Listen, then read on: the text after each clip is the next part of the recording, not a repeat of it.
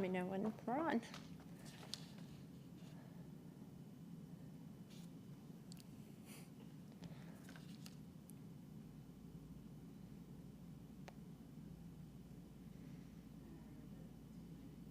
Two minutes? Ugh.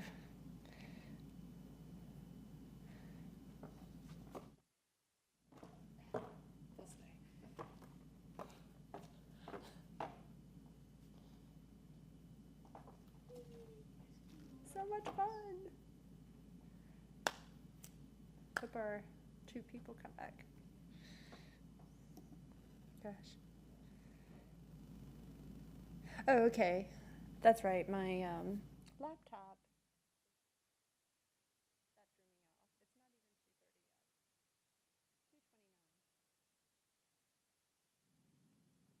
yet. 2:29. Hi, welcome.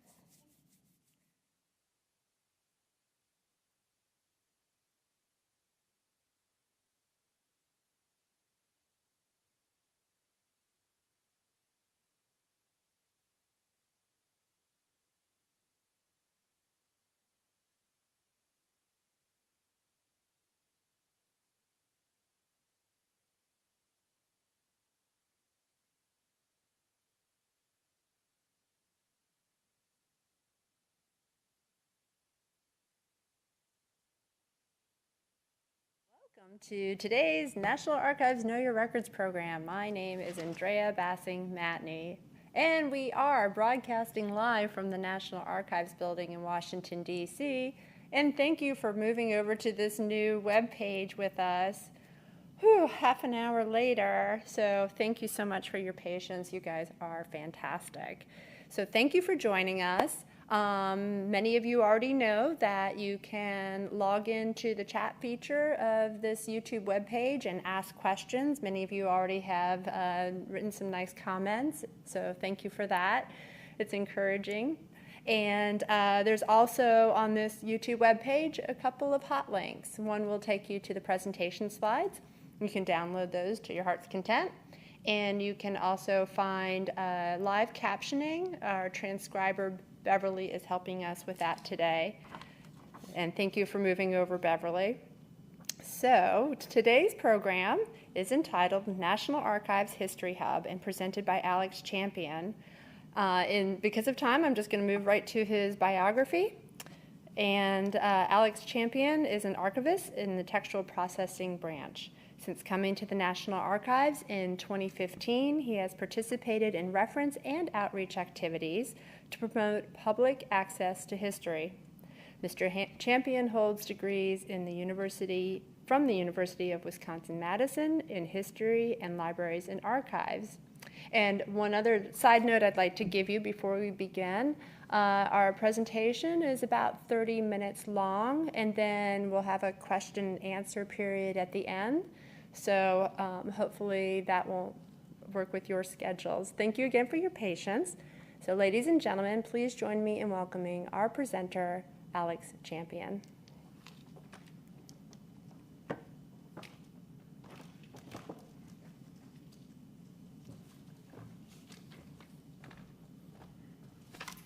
Hello. As Andrea said, my name is Alex Champion. I'm an archivist in the textual processing branch at the National Archives. I'm based in College Park, Maryland, just outside D.C. My previous credits for NAR activities include the 2016 Ask an Archivist Twitter video question and answer session, the training video on handling difficult situations in the research room, and the 2017 Valentine's Day commercial for Prologue magazine. That's the National Archives magazine. Today I hope the Screen Actors Guild finally takes notice of me and my efforts, and that I'll get my SAG card soon. Thank you for attending both here online and sometime in the future on YouTube. The myth that parents use to scare their children about social media posts is that the internet is forever. Being an archivist, I know this isn't true.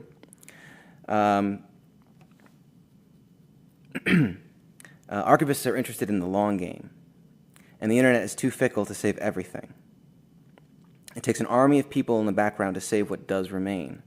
Other Know Your Records presentations highlight useful or interesting collections or stories. the facts of which do not change much over the years. The goals of these videos are to celebrate the complex beauty of historical topics, or to make future researchers familiar with useful records, and to discover history for themselves. These are not my goals. My goal is to familiarize viewers with History Hub, an evolving tool that will help novice or seasoned researchers. The internet may not be forever, but history is, so long as people keep asking questions of it. Real quick, the outline here, I will explain what History Hub is, talk about a few terms that might be encountered on the Hub or might be used in this presentation, describe the problem that History Hub is trying to fix from a user and organizational perspective, provide some examples, and then just emphasize some of the goals of History Hub to wrap it all up. So, it is my pleasure to present on History Hub, a crowdsourcing platform for American history, as a support community for American history researchers of all experience levels, archivists of all manner of subjects, and historical institutions of all stripes. History Hub was conceived by the National Archives Office of Innovation and launched in 2015. It's based on a collaborative platform that allows NARA facilities across the country to communicate with each other.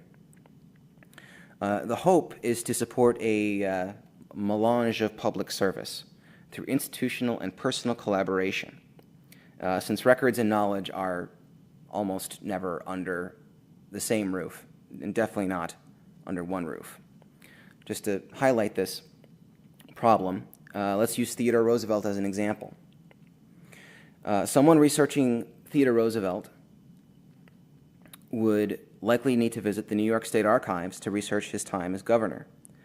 They would need to visit the National Archives downtown, where we are now, to look into his Assistant Secretary of the Navy career and his Spanish-American War enlistment. The National Archives in College Park would need to be visited to examine the civilian agencies that were created during his administration or that were made in the spirit of his progressivism.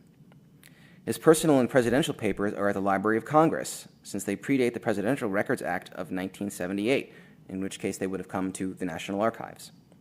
Roosevelt was also an avid birder and taxidermist, so it would not surprise me if the Smithsonian had animals that Roosevelt stuffed. All of these institutions are independent from each other and have different collecting mandates. With enough participation in the History Hub, these separations and this independence of material will matter less and less. So, some concepts and terms that potential researchers on the Hub might encounter are the following. The first one is, of course, records. The definition of a record is a bit slippery, but it's generally agreed that records are evidence of activities. This could be something as simple as a shopping list to something as important as a law passed by Congress. With a shopping list, there's evidence that you eat, that you went to the store, you make lists. If you cross things off, we can surmise that you purchased those items.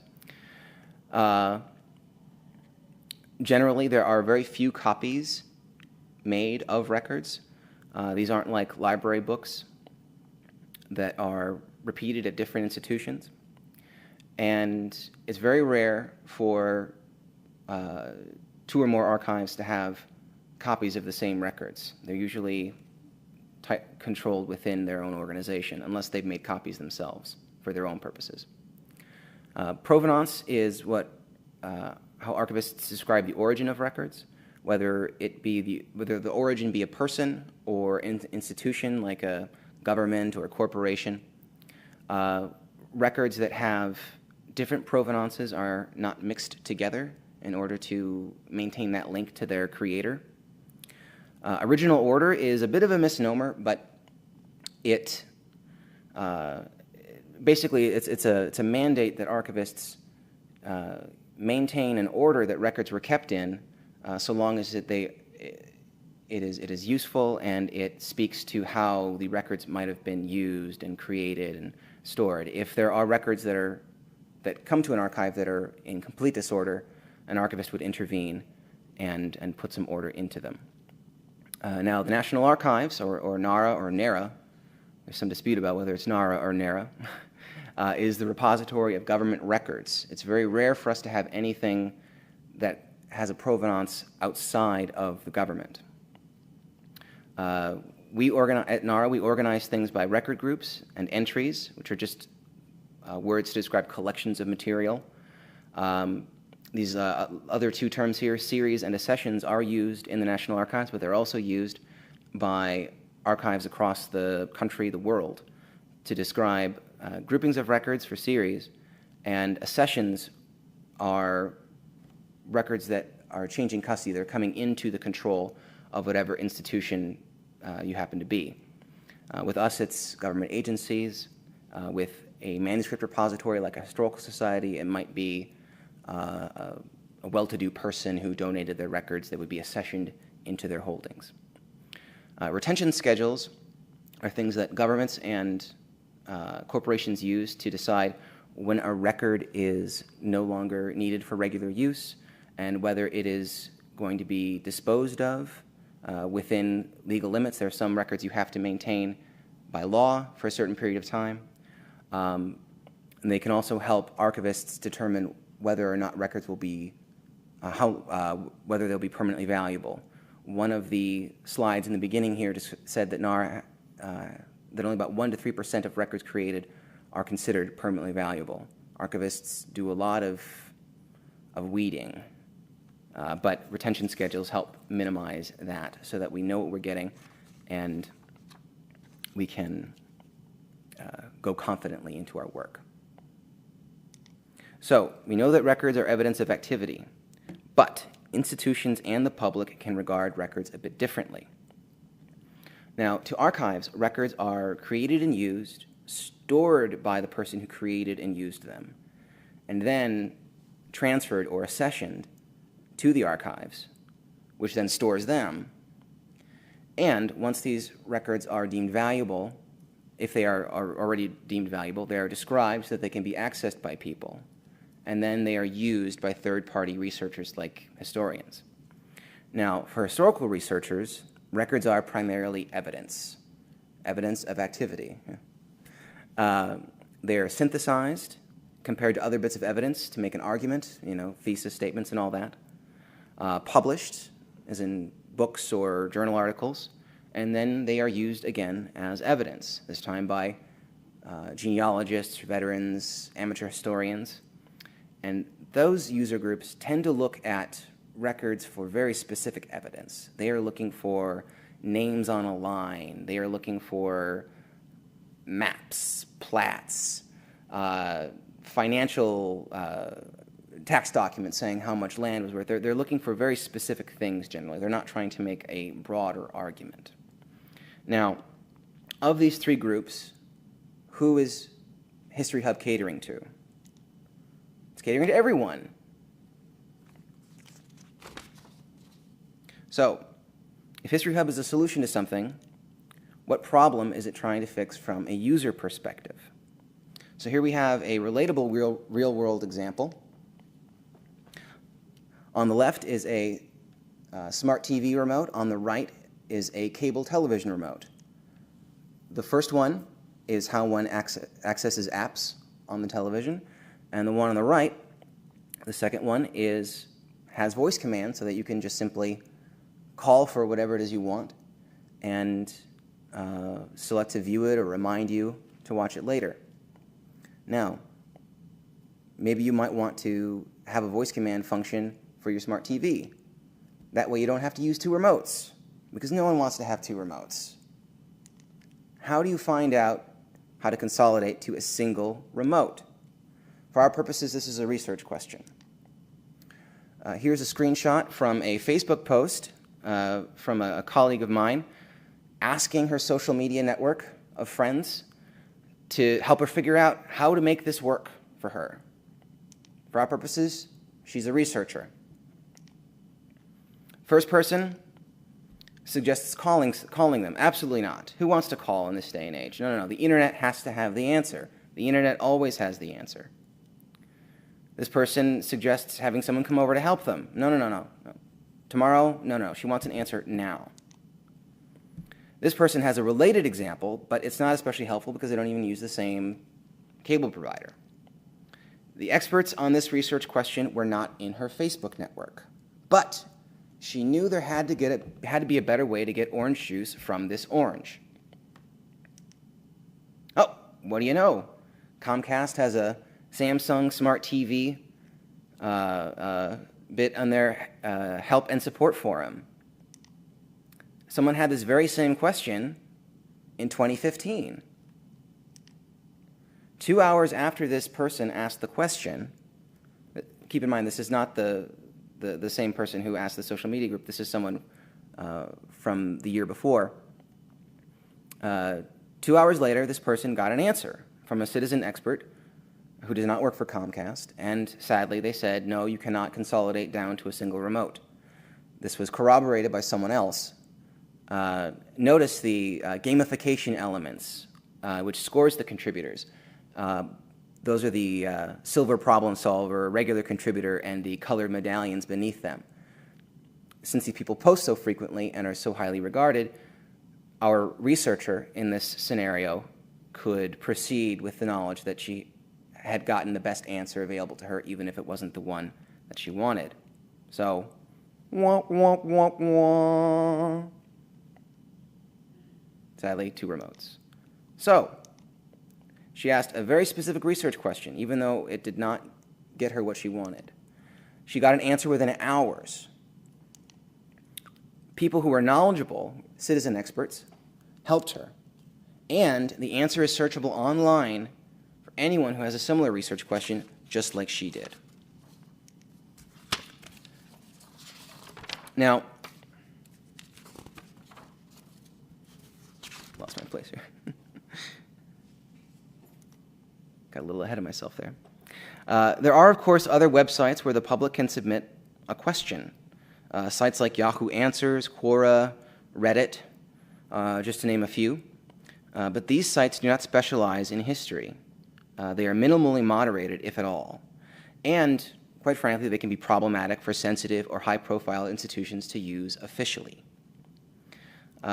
History Hub is powered by the same platform as the Apple support community. Here is a similar question that was asked after someone, not me, I swear, dropped an iPhone into a toilet. Now, questions in the History Hub will be answered. This GIF speaks to the feeling that I suspect many people have when they've asked the internet for an answer, but no help is found.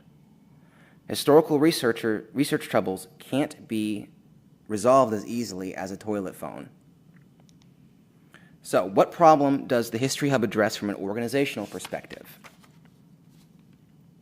Just using NARA as an example.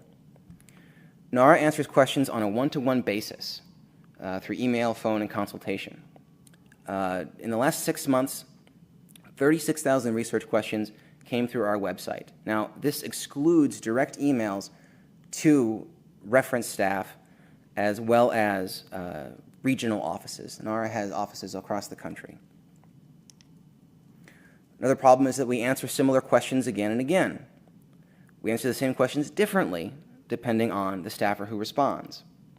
We can't fully answer a question because sometimes the answer lies in another institution. Sadly, we don't have the answer to everything. So, our solution is a platform where people can get answers from multiple institutions, is comprised of a community of citizen experts, and has a knowledge base that scales and improves in quality over time. So, how might this model work for cultural institutions and the public? This slide is based on nothing more than my own observations and meandering thoughts since I've started my career as an archivist. It attempts to express the varying amounts of involvement, meaning effort and time, necessary to get an answer. On the far left, imagine a hypothetical question where the answer can be found with a straightforward online search. A little more difficult than that is phoning or emailing the National Archives and getting some canned answers. We have lists of frequently asked questions with some standard language that we can send a person if maybe it didn't fit on the frequently asked questions page in the website, or perhaps they missed the frequently asked questions page entirely, and so we can give them a standard answer. Slightly more involved is something that's findable online, but with some digging. Maybe you have to go a few clicks into a website. Maybe you have to refine your search strategies. Maybe you have to go to the library and you have to find the right book or a journal or something like that. Still more difficult is submitting, well, more effort is submitting an inquiry to the reference staff. Now, this actually doesn't take too much effort. You can simply go to the website and submit a question. The only issue with it, though, is that it takes time, days or weeks. Weeks are more realistic. Again, 36,000 requests come in, and those are just the ones that are through the website. And unfortunately, there is a cap on how much time we're able to spend on some questions. Another example is watching a Know Your Records presentation. I can say with certainty that the answer to many people's questions can be found in watching a Know Your Records presentation. One of the difficult parts is just making sure that you find the right one. Well, much more difficult actually, is visiting a National Archives facility, especially if the records that you're looking for are in one that's far away. If you live in Alaska and the records are here, you're talking airfare, hotels. It's an expensive proposition. And of course, the most time and effort spent on getting an answer to a research question is when the answer does not exist. History Hub fits somewhere in the middle of all this. It can help answer more involved questions fairly quickly. We're talking hours or days. And as the hub matures and it accrues more questions and more answers and more links, it should shift a little bit further to the left. You know, simply typing in your question might yield a History Hub page, and lo and behold, there's your answer, just like with the Help and Support Forum for the Smart TV. So when might people ask for help? People aren't sure how to start their research. People run into dead ends, and they aren't sure how to go. So let's ask a question. This person is looking for World War I soldier pictures. Here's an answer from a citizen expert on the History Hub. They recommend a resource and a way to access them. They make a slight mistake. They seem to be holding down the Shift key a little bit. That should be fold 3. Now, this answer highlights one of the benefits of History Hub, because if someone had submitted this request through the standard website approach and they weren't specific enough, they would need to be contacted, and if they didn't have right contact information, we would only be able to give them an incomplete answer, and they would have to resubmit their request and start the whole thing again. But on History Hub, a conversation can take place. Were they looking for a particular soldier, perhaps? Were they looking for a unit? Were they looking for soldiers in places, specific places? An exchange can happen with no follow-ups necessary through the phone or through the website. This person wants another World War I picture. This citizen expert offers some leads, but also informs them that the records might have been destroyed through retention schedules, which, you know, was a term I used earlier. This is a more complete answer, and I say that not just because I'm the one who wrote it. You can see next to my name, it gives the affiliation. That's the icon for the National Archives. Now, this particular bit of advice is an amalgam of advice from archivists in St. Louis, where our Personnel Records Center is. It also uses some of the coded paragraphs, which I mentioned earlier, for frequently asked questions. And it also includes some information about just some firsthand experience I have with Still Pictures branch reference. I don't think other people would have come up with the same answer. That's why it's an amalgam. Now, notice Just as with the help and support forms for Comcast, there is some gamification at the bottom. You'll notice the ranking there. It was liked by 3 people, and it was found helpful by 3 others. That might tell a researcher who has a similar question and stumbles upon this post that, hey, this Alex guy, he knows his business. More photos. Oh, people love photos. This one for the Civil War, though. Now, that's a more difficult prospect. Here's another National Archives employee and expert pointing this researcher to some National Archives resources and Library of Congress, as well as giving them some information about how to use different pages on the website and contacting the Still Pictures branch. This person wants to know about a visitor in 1926 and 27 during the Coolidge administration.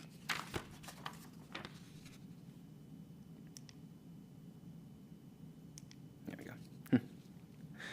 This citizen expert provides a lot of really just valuable context. They explain that the Coolidge's personal papers were destroyed, but he also points them to some Library of Congress resources and a different research strategy to sort of get around the destruction of his personal papers, such as going through his secretary, which, that's just good strategy right there. This person is looking for lists of men who worked on the Eads Bridge in St. Louis, probably before the St. Louis Arch, the most iconic landmark in the city. Since it wasn't built by the government, we wouldn't have anything at National Archives, but other people might, so why not? This person, same who answered the last question about the Coolidge administration, points them to some Library of Congress resources. Even though they couldn't give them a list, they did provide some links that were possibly useful to them. Now, this one was interesting. Just like the remote, this person had done their homework.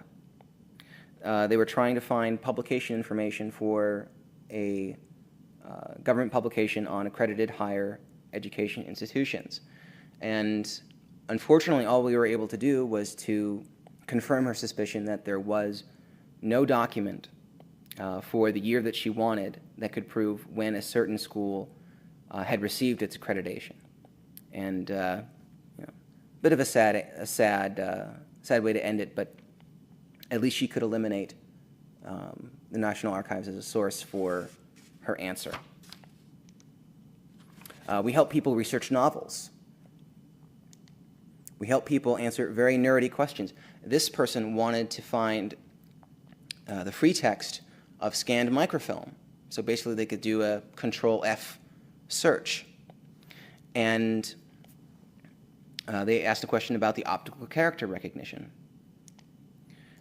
Here's our online catalog expert, Jason Klingerman, giving her a very nerdy explanation. I'm not a technical person, but it seemed very impressive.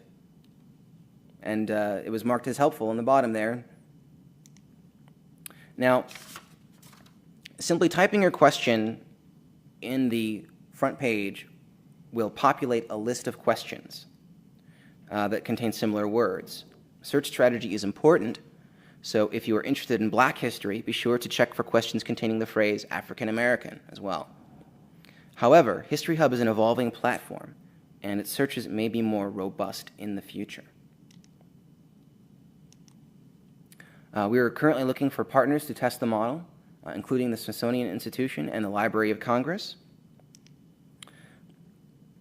Now, what are our goals with the History Hub? To facilitate research and connect new audiences or promote lesser-known collections, enable contributions from the public and from subject matter experts of all stripes, thus increasing the knowledge base, improve customer service for audiences accustomed to getting answers quickly, and decrease workload over time by increasing transparency. So how do you begin? Visit history.gov, register to create a user account, and ask or answer a question. These are some of the current communities of mutual interest that exist in the Hub. If you're welcome to submit questions to any of them. If none of these meet your interests, more communities may be on the way. We welcome all people and all communities because, after all, this platform is for everyone. Feel free to go to history.gov, create an account, and ask a question.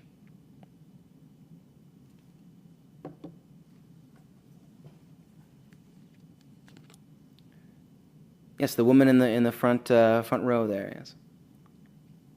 Hi there. Thank you so much for the presentation, and thank you, Alex, for holding on tight while we fixed the technical glitches at the beginning. I do have one question. As you were going through your presentation and you had actual screenshots, I saw that you could actually see people's names. So I guess that's the account that they logged in with. Mm-hmm. So I was wondering about privacy. Does one have to use their own name if they create an account on history.gov? No, they don't have to use their own names. They can use an alias. The only bit of information that must be corroborated is that you have a valid email address. You don't have to use your real name. People will be instructed to create a username, and then they will provide a name that they can, first and last name, that will represent them on the site. I've never seen a person's username actually visible in front, so it could be something discreet even. But yeah, so it's all on the open web, so people can see it. And if you're a little bit shy, then you don't have to use your real name. In fact, on the example earlier about Black versus African American history, one of those questions was an alias for a profile that I created just as sort of a test. My name was Kevin. Nice. Thank you for answering that question. And if you're here on site with us, if you have a question, feel free to ask our presenter. In the meanwhile, I do have another question that's come up from our online audience. She asks, how long has the History Hub been up and running? And another question, a follow-up, how has it changed up to this point? Oh. So how long and what's changed in that short time that it's been up? I believe it was considered until recently a pilot program. Yeah, it started. It was launched in 2015, but it's been worked on since 2011, at least from the conception stage. As it says, it's History Hub beta, so it's still a work in progress. I unfortunately haven't. I began working at the National Archives in 2015, but that's the same year this was started. But I assure you that was just a coincidence.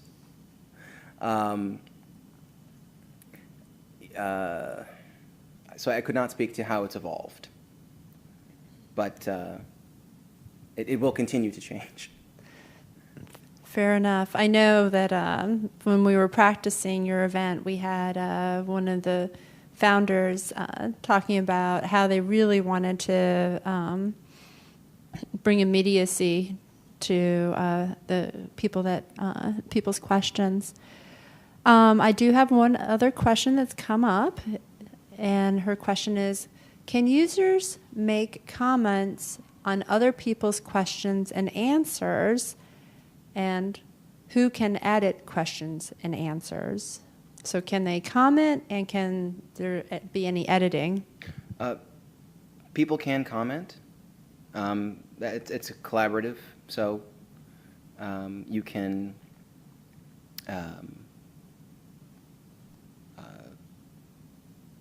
you can contribute. You can say, that is a good answer. That is,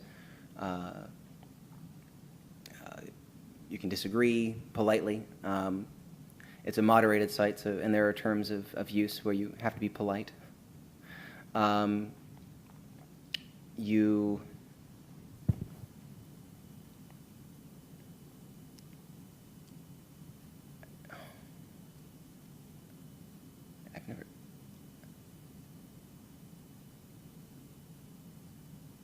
I'm having a momentary. Okay. I can't actually remember if you can. I don't believe you can edit your own posts. Oh, you can't go backwards I don't believe so. at this time. We can't go back and edit a post. Yeah, I think you would have to reply. It's escaping me at the moment. I made that sample question so long ago. I hadn't even considered that. So it's a good question. So if anybody has a question that wasn't answered because we've run out of time, or something occurs to you later, feel free to submit your questions. Do we have any other questions for our presenter? This is nice. I would like to just add one more comment, and then we'll finish up for today. So I'm going to make my way up to you. So we were lucky enough to have one of our founding folks who started the History.gov program, and her name is Kelly Osborne, and she's on our online audience, and she says, yes, you can edit your own comments. Thank you, Kelly. Thank you, Kelly. So this concludes today's Know Your Records program. Thank you again for joining us. Thank you for your patience, and we look forward to seeing you again. This broadcast is recorded, so you can watch it again at your convenience at any time, and the presentation materials will stay online. Thank you so much. Thank you so much, Alex.